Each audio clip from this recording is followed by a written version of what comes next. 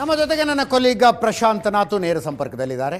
ಜೊತೆಗೆ ಆನಂದ ಬೈದನಮನೆ ನಮ್ಮ political bureau chief ಹಾಗೂ ಕಾಂಗ್ರೆಸ್ ಬೀಟ್ನ ರಿಪೋರ್ಟರ್ ಮಾರುತೇಶ್. ಪ್ರಶಾಂತ್, ನಾಯಕತ್ವ ಬದಲಾವಣೆಯ ಚರ್ಚೆ 2.5 ವರ್ಷ 5 ವರ್ಷ ಅದೆಲ್ಲ ಇರ್ತವೆ. ಬಟ್ ಸಿದ್ದರಾಮಯ್ಯನವರ ಇವತ್ತಿನ ದಿನ ಇದೆಯಲ್ಲ, ವಾಟ್ ಅ ವಂಡರ್ಫುಲ್ ಜರ್ನಿ ಅಲ್ಲ ಅದು. ಡೆಫಿನೆಟ್ಲಿ ಅಜಿತ್, ಆಯಾ ಕ್ಷೇತ್ರಗಳಲ್ಲಿ ಒಂದು ಸಾಧನೆಯ ಶಿಖರ ಅಂತಕ್ಕಂಥದ್ದು ಇರುತ್ತೆ. ಈಗ ಫಾರ್ ಎಕ್ಸಾಂಪಲ್ ಈಗ ಸಚಿನ್ ತೆಂಡೂಲ್ಕರ್ ಕ್ರಿಕೆಟಿಂಗ್ ಕ್ಷೇತ್ರದಲ್ಲಿ 100 ಸೆಂಚುರಿ ಹೊಡೆದಾಗ ನಮಗಾದ ಆನಂದ ಅದೊಂದು ಬೇರೆ, ನಾನ್ ಪೊಲಿಟಿಕಲ್ ಅಂದ್ಕೊಳ್ಳೋಣ. ಬಟ್ ಪೊಲಿಟಿಕಲ್ ಕ್ಷೇತ್ರದಲ್ಲಿ ಇಷ್ಟೊಂದು ಚಾಲೆಂಜಸ್ಗಳು ಇರ್ತಕ್ಕಂಥ ಸಂದರ್ಭದಲ್ಲಿ ಕರ್ನಾಟಕದ ಮಟ್ಟಿಗೆ ಇಷ್ಟು ಸುದೀರ್ಘ ಅವಧಿಯವರೆಗೆ ನಾನು ಲೀಸ್ಟ್ ನೋಡ್ತಾ ಇದ್ದೆ, ಪವನ್ ಚಾಮ್ಲಿಂಗ್ 24 ವರ್ಷ ಮುಖ್ಯಮಂತ್ರಿ ಇದ್ದರು, ಹೈಯೆಸ್ಟ್ ಅದು 24 ವರ್ಷ ಸಮಥಿಂಗ್. ನಂತರದ ಪಟ್ಟಿಯಲ್ಲಿ ಜ್ಯೋತಿ ಬಸು ಬರ್ತಾರೆ, ನವೀನ್ ಪಟ್ನಾಯಕ್ ಬರ್ತಾರೆ, ಈಶಾನ್ಯ ರಾಜ್ಯಗಳ ಕೆಲ ಗೆಗೋಂಗ್ ಅಪಾಂಗ್ ಎಲ್ಲ ಬರ್ತಾರೆ. ಈಗ ನಿತೀಶ್ ಕುಮಾರ್ 19 ಇಯರ್ಸ್ ಪ್ಲಸ್, ಅಂದರೆ ಈಗಿನ ಮುಖ್ಯಮಂತ್ರಿಗಳ ಪೈಕಿ ಅತಿ ಸುದೀರ್ಘ ಅವಧಿಯವರೆಗೆ ಇರ್ತಕ್ಕಂಥ ಮುಖ್ಯಮಂತ್ರಿಗಳ ಪಟ್ಟಿಯಲ್ಲಿ ನಿತೀಶ್ ಕುಮಾರ್ ಬರ್ತಾರೆ. ಆದರೆ ಕರ್ನಾಟಕದ ರಾಜಕಾರಣ, ಅದಕ್ಕೆ ನಾವು ಅನ್ನೋದು ಅಂದರೆ we cannot compare with Nitish Kumar, Jyoti Basu. ಅಲ್ಲಿನ ರಾಜಕಾರಣ ಬೇರೆ, ಇಲ್ಲಿನ ರಾಜಕಾರಣ ಬೇರೆ.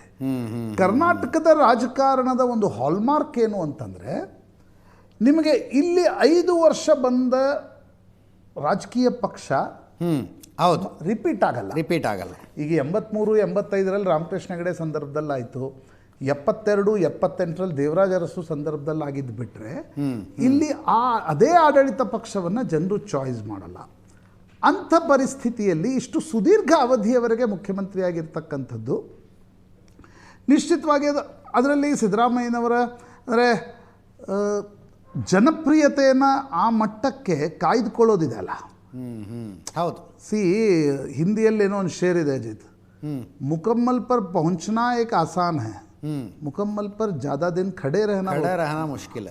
ಅಂದರೆ ನಿಮಗೆ ಶಿಖರದಲ್ಲಿ ತಲುಪೋದು ಅದೊಂದು ಜರ್ನಿ ಬೇರೆ, ಬಟ್ ಆ ಶಿಖರದಲ್ಲಿ ಉಳ್ಕೊಳ್ಳೋದಿದೆಲ್ಲ, ವರ್ಟಿಕಲ್ ಇಸ್ ಡಿಫ್ರೆಂಟ್, ಹಾರಿಜಾಂಟಲ್ ಉಳ್ಕೊಳ್ಳೋದಿದೆ ಅಲ್ವಾ. ಹೌದು ಹೌದು. ಅದನ್ನು ಸಿದ್ದರಾಮಯ್ಯನವರು ಹೆಚ್ಚು ಕಡಿಮೆ ನೋಡಿ, ಈ ಜನಪ್ರಿಯತೆ ಅವರಿಗೆ 1994ರ ಚುನಾವಣೆ, 99ರ ಚುನಾವಣೆ ಬಿಡಿ, ಅದು ಜನತಾದಳ ಸೋಲ್ತು. 2004ರ ಚುನಾವಣೆ ಹೆಚ್ಚು ಕಡಿಮೆ ದೇವೇಗೌಡರು ಮತ್ತು ಸಿದ್ದರಾಮಯ್ಯನವರು ಒಟ್ಟಿಗೆ ಬಂದಿದ್ದರಿಂದಲೇ JDSನ ರಿವೈವ್ ಆಯಿತು. ಕರೆಕ್ಟ್, ಹೌದು. ದಟ್ ಈಸ್ ಒಕ್ಕಲಿಗ ಕುರುಬ ಓಟ್ಗಳು ಒಟ್ಟಿಗೆ ಬಂದಿದ್ದರಿಂದ 58 ಸೀಟ್ಗಳನ್ನು ಗೆಲ್ಲಿಕ್ಕೆ ಸಾಧ್ಯ ಆಯಿತು. ಸೊ JDS ಇಲ್ಲದೆ ಸರ್ಕಾರ ರಚನೆ ಆಗೋಲ್ಲ ಅನ್ನುವ ಸಮ್ಮಿಶ್ರ ಸರ್ಕಾರದ ಪದ್ಧತಿ ಶುರು ಆಗಿದ್ದು ಆ ಸಂದರ್ಭದಲ್ಲಿ. ಹೌದು, 2004ರಲ್ಲಿ. ಅದಾದಮೇಲೆ 2008ರ ಚುನಾವಣೆ ಸಿದ್ದರಾಮಯ್ಯನವರ ನೇತೃತ್ವದಲ್ಲಿ ನಡೀಲಿಲ್ಲ, ಮಲ್ಲಿಕಾರ್ಜುನ್ ಖರ್ಗೆ ಅವರ ನೇತೃತ್ವದಲ್ಲಿ ನಡೀತು. ಬಟ್ ಯಡಿಯೂರಪ್ಪನವರ ಗಾಳಿಯಲ್ಲಿ ಕಾಂಗ್ರೆಸ್ 80 ದಾಟ್ಲಿಕ್ಕೆ ಸಾಧ್ಯ ಆಗಲಿಲ್ಲ. 2013ರಲ್ಲಿ BJP 3 ಪಕ್ಷವಾಗಿ ಹೋಳಾದಾಗ, ಯಡಿಯೂರಪ್ಪನವರ KJP, BS ಶ್ರೀರಾಮುಲು ಅವರ BSR ಕಾಂಗ್ರೆಸ್ ಪಕ್ಷ ಮತ್ತು ಭಾರತೀಯ ಜನತಾ ಪಾರ್ಟಿ, ಈ 3 ಹೋಳಾದಾಗ ಸಿದ್ದರಾಮಯ್ಯನವರ ನೇತೃತ್ವದ ಕಾರಣದಿಂದಾಗಿಯೂ ಕೂಡ ಒಂದು ಅವರ ಮಾಸ್ ಅಪೀಲ್ ಇರೋದ್ರಿಂದ ಕಾಂಗ್ರೆಸ್ ಅಧಿಕಾರಕ್ಕೆ ಬರಲಿಕ್ಕೆ ಸಾಧ್ಯ ಆಯಿತು 122 ಸೀಟೊಡನೆ. ಬಟ್ ಅಂದರೆ ಈಗ ನಾವು ದೇವರಾಜ ಅರಸು ಅವ್ರ ಜೊತೆ ಕಂಪೇರ್ ಮಾಡ್ತೀವಿ, ಬಟ್ ಆ ಕಂಪೇರ್ ಮಾಡೋ ಸಂದರ್ಭದಲ್ಲಿ ಇದನ್ನು ಹೇಳಬೇಕಾಗತ್ತೆ, ದೇವರಾಜ ಅರಸು ಅವರು 72ರಿಂದ 80ರವರೆಗೆ ಅವ್ಯಾಹತವಾಗಿ ಮುಖ್ಯಮಂತ್ರಿ ಆಗಿದ್ದರು. ಅದರಲ್ಲಿ ಮಧ್ಯೆ ಸಿದ್ದರಾಮಯ್ಯನವರು ಮಾತಾಡುವಾಗ ಹೇಳಿದ್ರಲ್ಲ, ಕಂಪ್ಯಾರಿಸನ್ ಮಾಡಬೇಡಿ ಅಂತ. ಮಾಡಬಾರ್ದು ಅದನ್ನು. ಇನ್ನೊಂದು ಮಾತು ಹೇಳಿದ್ರು ಅವ್ರು, he is from working class, he is from ruling class ಅಂತ. ಮತ್ತು ಇವತ್ತಿನ ಕಾಲದಲ್ಲಿ ಈ ಸಾಧನೆ ಮಾಡೋದು ದೊಡ್ಡ ವಿಷಯ ಅನ್ನೋದು ಅಂದಾಜಿದೆ ಅವರಿಗೆ. ಡೆಫಿನೆಟ್ಲಿ ಸರ್, ರೂಲಿಂಗ್ ಕ್ಲಾಸ್ ಇದ್ರೂ ಕೂಡ ಅವರ ಸಮುದಾಯದ ಮತಗಳೆಷ್ಟಿವೆ ಇಲ್ಲಿ? ರೂಲಿಂಗ್ ಕ್ಲಾಸ್ ಮೈಸೂರು ಕರ್ನಾಟಕಕ್ಕೆ ಮಾತ್ರ ಸೀಮಿತ. ಉತ್ತರ ಕರ್ನಾಟಕದಲ್ಲಿ ನಿಮಗೆ ಮೈಸೂರು ಸಂಸ್ಥಾನದ ಛಾಪು ಇರದೇ ಇರತಕ್ಕಂಥ ಪ್ರದೇಶದಲ್ಲಿ ಹೌದು. ಮತ್ತು ದೇವರಾಜ ಅರಸರದೊಂದು ಲೀಗಸಿ ಬೇರೆ, ಕರೆಕ್ಟ್, ಸಿದ್ದರಾಮಯ್ಯನವ್ರದ್ದೊಂದು ಲೀಗಸಿ ಬೇರೆ. ನನಗನ್ಸುತ್ತೆ ನಾವು ಕಂಪೇರ್ ಮಾಡೋದು ಇಬ್ರಿಗೂ ಮಾಡ್ತಾ ಇರ್ತಕ್ಕಂಥ ಒಂದು ಅಂದರೆ ಇಬ್ರಿಗೂ ಅದು ಮಾಡಬಾರ್ದು ಆ ಕಂಪ್ಯಾರಿಸನ್. ಬಟ್ ಸಿದ್ದರಾಮಯ್ಯನವರು ಇವತ್ತಿನ ಸಂದರ್ಭದಲ್ಲಿ ಜನಪ್ರಿಯತೆಯನ್ನು ಕಾಯ್ದುಕೊಳ್ಳೋದು ಅಜಿತ್.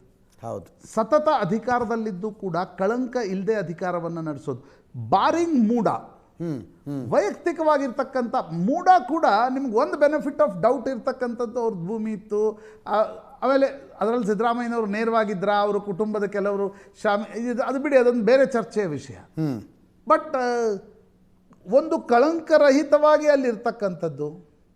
ಮತ್ತು ಇನ್ನೊಂದು, ನೀವು ಎಲ್ಲಿಂದ ಜರ್ನಿಯನ್ನು ಶುರು ಮಾಡಿದ್ರಿ, ದಟ್ ಈಸ್ ವೆರಿ ಇಂಪಾರ್ಟೆಂಟ್. ಅದನ್ನೇ ಹೇಳಿದ್ದು ನಾನು, ವಾಟ್ ಅ ವಂಡರ್ಫುಲ್ ಜರ್ನಿ ಅಂತ. ಯಾಕೆಂದರೆ ಸಿದ್ದರಾಮಯ್ಯನ ಹುಂಡಿಯಿಂದ ಜರ್ನಿ ಶುರುವಾಗಿ ಈ ಮಟ್ಟದ ಒಂದು ನಾಯಕತ್ವವನ್ನು ಬೆಳೆಸ್ಕೊಳ್ಬೇಕಾದ್ರೆ, ಮತ್ತು ಕರ್ನಾಟಕದಲ್ಲಿ ಅಜಿತ್ ದೇವರಾಜ ಅರಸರು ಬಿಟ್ಟರೆ ಸುದೀರ್ಘ ಅವಧಿಯವರೆಗೆ ಒಕ್ಕಲಿಗ, ಲಿಂಗಾಯತ, ಬ್ರಾಹ್ಮಣ, ರಾಮಕೃಷ್ಣ ಹೆಗಡೆ, ಗುಂಡೂರಾವ್ ಬಿಟ್ಟರೆ ಉಳಿದವರು ಮುಖ್ಯಮಂತ್ರಿ ಆಗಲಿಕ್ಕೂ ಸಾಧ್ಯ ಆಗಿರಲಿಲ್ಲ. ಧರ್ಮಸಿಂಗ್ ಮತ್ತು ವೀರಪ್ಪ ಮೊಯ್ಲಿ ಆದರು, but they were nominees of high command. Yes yes. ಇಲ್ಲಿ ನಿಮ್ಮ ವೈಯಕ್ತಿಕವಾಗಿರ್ತಕ್ಕಂಥ ಒಂದು ಹೊಸ ವೋಟ್ ಬ್ಯಾಂಕನ್ನು ಕಾರ್ಡ್ ಔಟ್ ಮಾಡಿ ಮುಖ್ಯಮಂತ್ರಿ ಆಗ್ತಕ್ಕಂಥದ್ದು ನನಗನ್ಸುತ್ತೆ 2-3 ಸಂಗತಿಗಳು.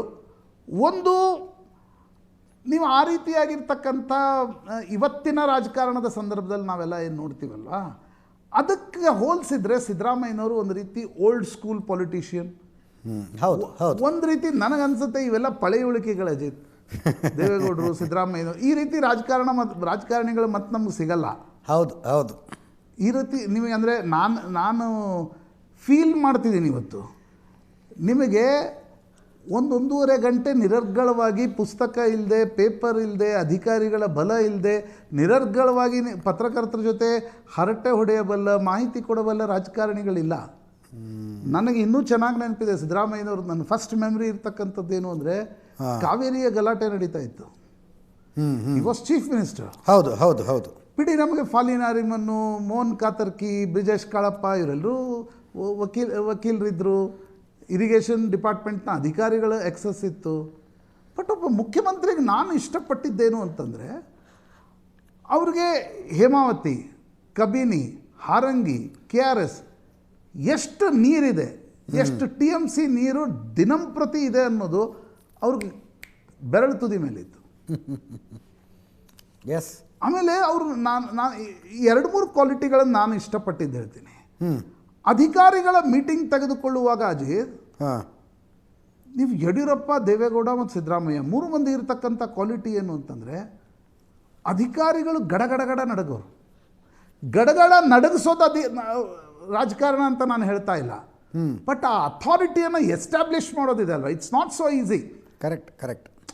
If you are a politician, ನಿಮ್ಮ ಪೊಲಿಟಿಷಿಯನ್ಗೆ ದೊಡ್ಡ ವಲ್ನರಬಿಲಿಟಿ ಏನು ಗೊತ್ತಾ, ನೀವು ಥರೋ ಇರಲಿಲ್ಲ ಅಂತಂದರೆ ಪಕ್ಕದಲ್ಲಿರ್ತಕ್ಕಂಥ ಅಧಿಕಾರಿಗಳು ನಿಮ್ಮನ್ನು ಆಟ ಆಡಿಸ್ಬಿಡ್ತಾರೆ. ಬಟ್ ಸಿದ್ದರಾಮಯ್ಯನವ್ರಿಗದು ಬೆರಳ ತುದಿಯಲ್ಲಿ ಆ ಮಾಹಿತಿ ಇರೋದ್ರಿಂದ ಯಾರೂ ಕೂಡ ಆಟ ಆಡಿಸ್ಲಿಕ್ಕೆ ಸಾಧ್ಯ ಆಗಿಲ್ಲ. 2, ಪೊಲಿಟಿಕಲಿ ನನಗೆ ಇನ್ನೊಂದು ಭಯಂಕರ ಇಷ್ಟ ಆಗ್ತಕ್ಕಂಥದ್ದು ಆ ಶ್ರೂಡ್ನೆಸ್ ಅಜಿತ್. ಎಸ್. ಈಗ ನಿಮ್ಗೆ ರಾಷ್ಟ್ರೀಯ ಪಕ್ಷಗಳು, ಈಗ ಯಡಿಯೂರಪ್ಪನವ್ರದ್ದು ಒಂದು ಜರ್ನಿ ಏನು ಗೊತ್ತಾ, 83 BJPಯಲ್ಲೇ MLA ಆದರು. BJPಯಲ್ಲಿ KJP ಕಟ್ಟಿದ್ರು ಬಿಡಿ, ಬಟ್ ಅವ್ರಿಗೊಂದು RSS ಬ್ಯಾಕಿಂಗ್ ಇತ್ತು, ಎಲ್ಲ ಇತ್ತು.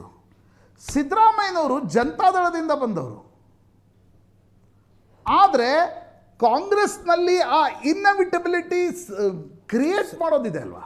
ಕರೆಕ್ಟ್. ಹೌದು ಹೌದು. That is not so easy in this type of politics. Yes yes. ನಿಮ್ಗೆ ಆ ಅನಿವಾರ್ಯತೆಯನ್ನು ಸೃಷ್ಟಿಸೋದಿದೆ ಅಲ್ಲ. ಅನೇಕರು ಅನ್ಬೋದು, ಅಯ್ಯೋ ಅಧಿಕಾರದಲ್ಲೇ ಇದ್ರು ರೀ, ನೀವು ಸತತವಾಗಿ ಮುಖ್ಯಮಂತ್ರಿ, ಸತತವಾಗಿ ವಿರೋಧ ಪಕ್ಷ, ಹೈಕಮಾಂಡ್ ಸತತವಾಗಿ ಇವತ್ತೂ ಕೂಡ DK ಶಿವಕುಮಾರ್ ಇಷ್ಟು ಅಂದರೆ ಭಾಳ ಕೊಲೋಕಿಯಲ್ ಲ್ಯಾಂಗ್ವೇಜಲ್ಲಿ ಹೇಳ್ಬೇಕಾದ್ರೆ DK ಶಿವಕುಮಾರ್ ಒದಾಡ್ತಿದ್ದಾರೆ ಮುಖ್ಯಮಂತ್ರಿ ಆಗಬೇಕು ಅಂತ. ಬಟ್ ಹೈಕಮಾಂಡ್ ನಿರ್ಣಯ ತೆಗೆದುಕೊಳ್ಳಕ್ಕೆ ತಯಾರಿಲ್ಲ. ಯಾಕಂದರೆ ಬಿಕಾಸ್ ಆಫ್ ದ ಶ್ರೂಡ್ನೆಸ್ ಮತ್ತು ಮತ್ತೊಂದು ನನಗೆ ಆ ಶಬ್ದ ಬರ್ತಾ ಇಲ್ಲ, ಸಿದ್ದರಾಮಯ್ಯನವರು ಏನು ಮಾಡಬಹುದು ಅನ್ನೋದನ್ನು ಊಹಿಸ್ಲಿಕ್ಕೆ, ಗೆಸ್ಸಿಂಗ್ ಮಾಡಲಿಕ್ಕೆ ಹೈಕಮಾಂಡ್ಗೆ ಸಾಧ್ಯ ಆಗ್ತಾ ಇಲ್ಲ. That is the strength of ಸಿದ್ದರಾಮಯ್ಯನವರು ಅಂತ ನನಗೆ. Yes S.